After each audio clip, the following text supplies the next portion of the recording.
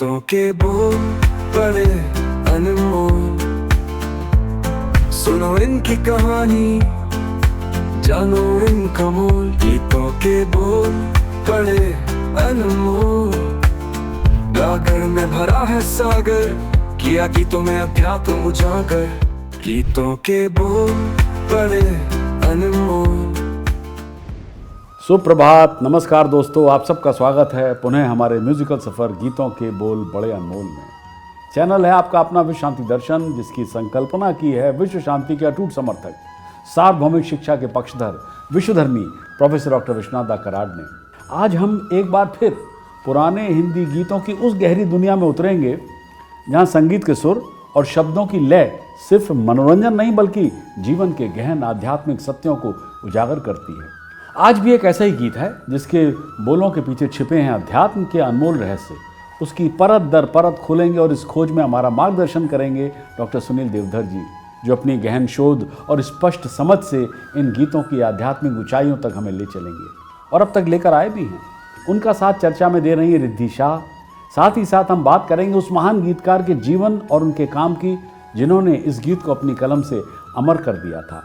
उनकी रचनात्मक यात्रा और दर्शन को समझना इस गीत को समझने का एक अनिवार्य हिस्सा है। तो आइए तैयार हो जाइए आज के इस एपिसोड के लिए, जहां गीत, गीतकार और गूढ़ अर्थ का एक अद्भुत संगम देखने को मिलेगा। आज बारी है जिन गीतकार की उनके 70 के दशक में हमने नियमित रूप से रेडियो पर ये पॉपुलर गीत सुने थे। प्रस्तुत है उन गीतों की ये मेडली।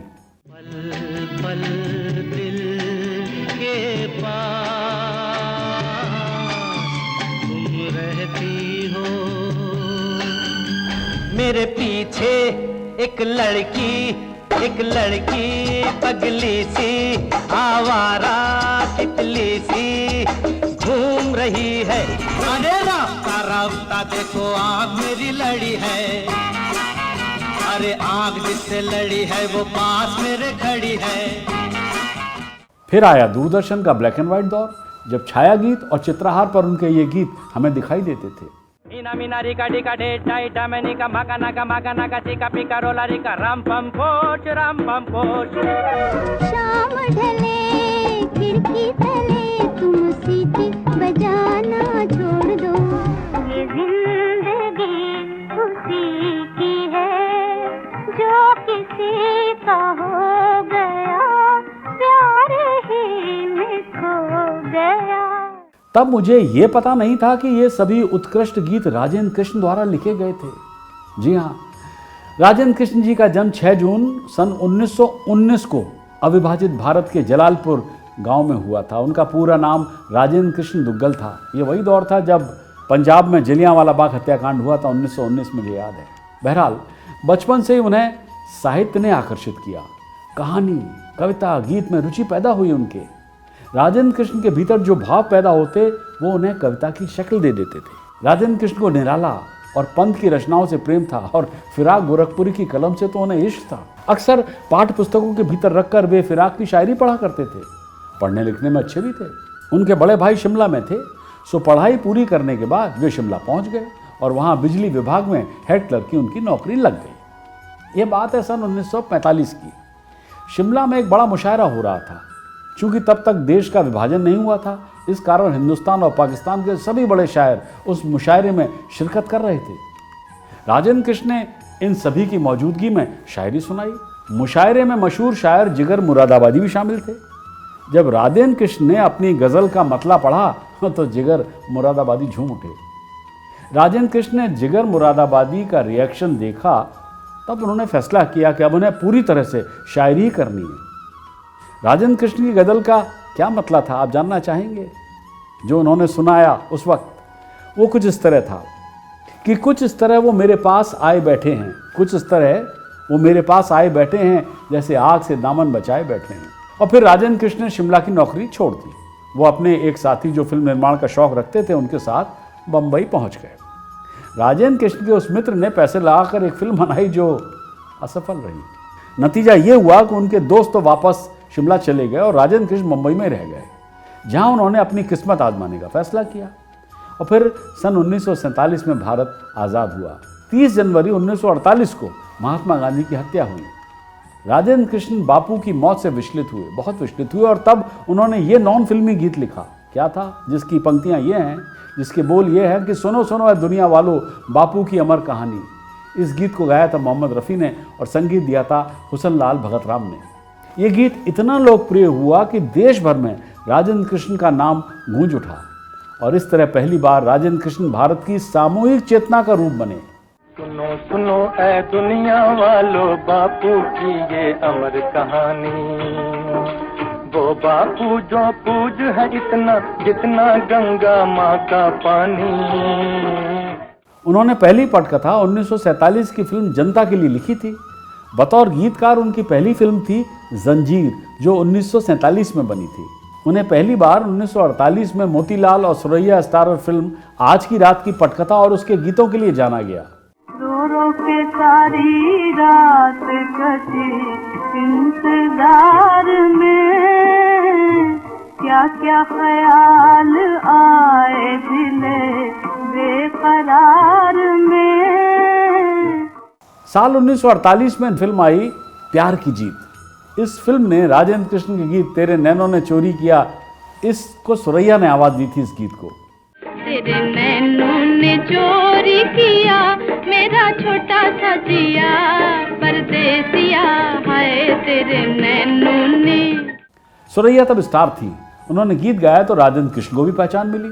फिर तो ऐसा सिलसिला शुरू हुआ कि देखते ही देखते राजेंद्र कृष्ण हिंदी सिनेमा के शीर्ष के गीतकार और संवाद लेखक बन गए। और 1949 में उन्होंने फिल्म बड़ी बहन और लाहौर नाम की फिल्मों के साथ गीत के रूप में भी सफलता का स्वाद चखा।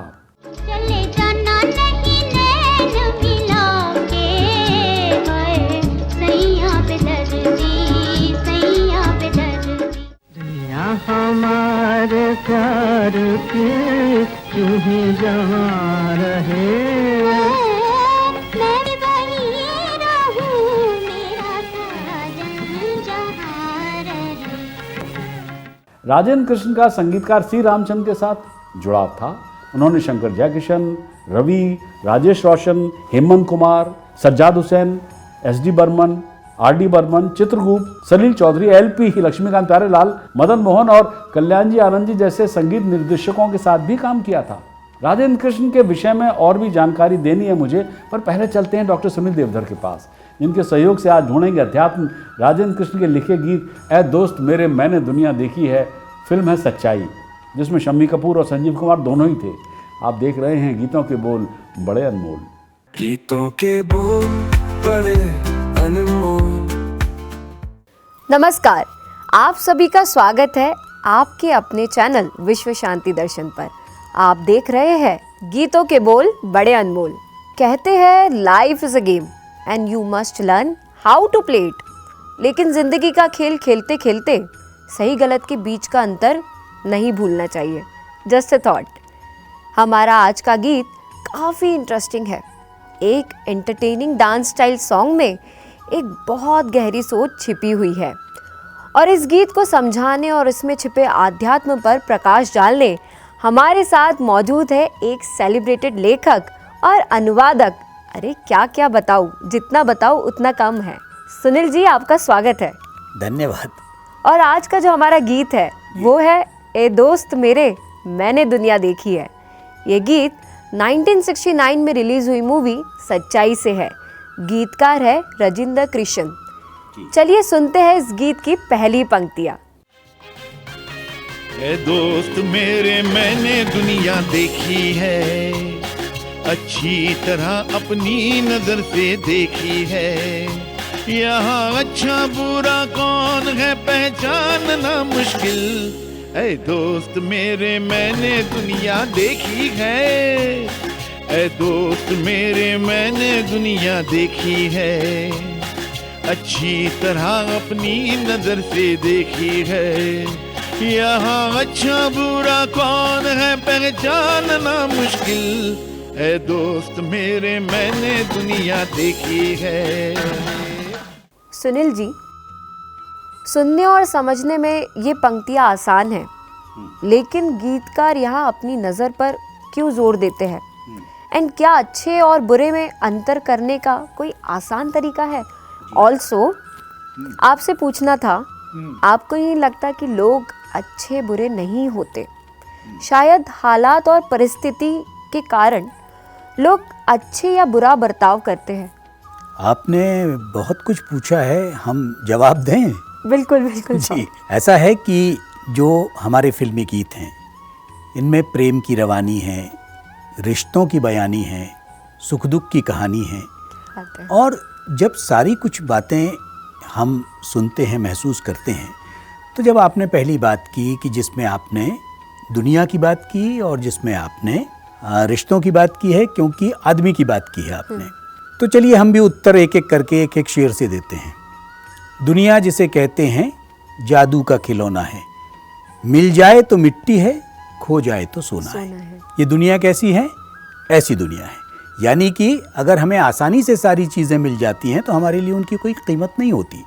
लेकिन जो बड़ी मुश्किल से मेहनत करके कमाया हुआ होता है उसके लिए हमें ये अनुभव होता है कि ये बहुत अमूल्य है। दूसरी बात, आपने आदमी की बात की, तो वहाँ भी ये कहा जाता है कि हर एक आदमी में होते हैं 10-20 आदमी, जिसको भी देखना कई बार देखना। तो ये दूसरी बात हो गई आपकी। और आपने तीसरी बात नज़र की। सच तो यह है कि हर आदमी न केवल अपनी नज़र से देखता है बल्कि अपने नज़रिए से देखता है, क्योंकि जैसा जिसका दृष्टिकोण होता है उस हिसाब से उसे चीज़ें दिखाई भी देने लगती हैं, क्योंकि वो जो सोच रहा है उस सोच के साथ में उसकी दृष्टि जाती है। और इसीलिए कहते हैं ना कि नेक ने तो नेक जाना, बद ने जाना बद मुझे। नज़रिया, नेक ने तो नेक जाना, बद न जाना बद मुझे, हर किसी ने अपने रुतबे से ही पहचाना मुझे। इसलिए हम जो बात कहना चाहते हैं वो यही है, जो आपने नज़र की बात की है, तो आदमी अपने न केवल नज़र से देखता है, आदमी अपने नज़रिए से भी देखता है। और इसलिए दुनिया को देखने का दृष्टिकोण हर आदमी का अलग अलग होता है। दुनिया की वास्तविकताएं अलग हैं, दुनिया के सपने अलग हैं और दुनिया की सच्चाई अलग है।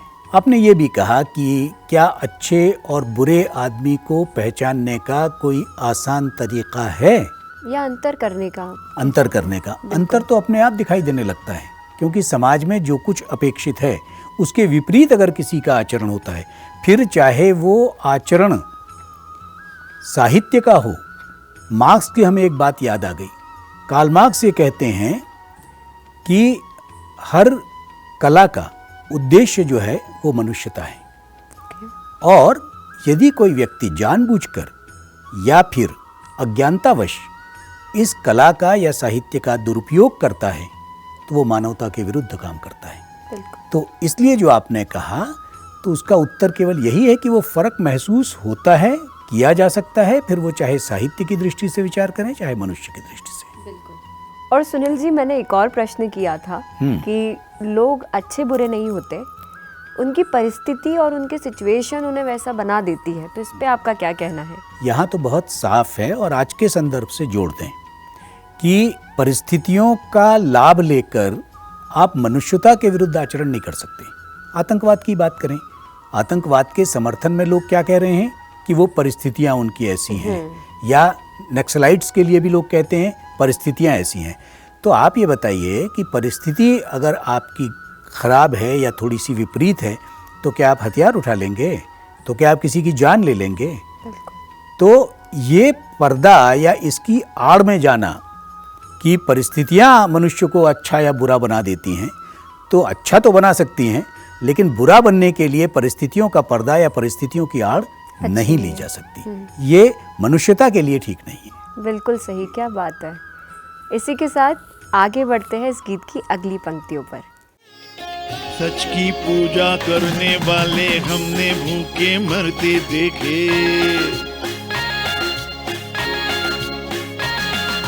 झूठ का दामन थामने वाले हमने मौजे करते देखे।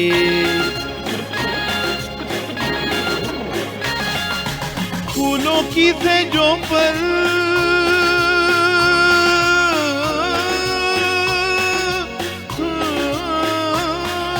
फूलों की सेजों पर सोकर झूठे को अरमान आए, लेकिन सच्चे को पल भर में कांटों पर भी नींद आ जाए।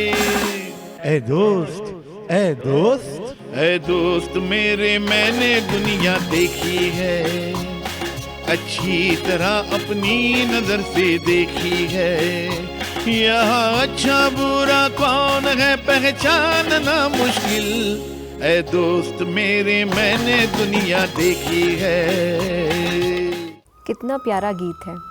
और सुनील जी, गीतकार इन पंक्तियों में सच और झूठ की बात करते हैं कि सच्चाई पर चलने वालों की कांटों की राहों से गुजरना पड़ता है जी, या चलना पड़ता है जी, और झूठ को अपना बनाने वालों की जिंदगी आसान होती है, जैसे कि आज का दौर चल रहा है। तो इस पर आपकी क्या राय है? ये समाज की वास्तविकता है। बिल्कुल जो आपने कहा ये बात बिल्कुल सही है कि कांटों की जो राह है वो सच की राह है, बिल्कुल। क्योंकि वहाँ बहुत से सुविधाजनक स्थितियों से हम नहीं जा सकते। लेकिन समाज की ये वास्तविकता होते हुए भी कहते हैं ना, झूठ के पाँव नहीं होते, तो वो कितना भी आगे फैल सके, लेकिन वास्तविकता और जीत सच्चाई की है, धीरज की है। और इस गीत में ये कहा गया है कि सुख की नींद जो है वो नहीं सो पाता। झूठ को आप कुछ समय के लिए मान सकते हैं और नींद भी आ सकती है, लेकिन सच तो ये है कि नींद आती नहीं है। बिल्कुल।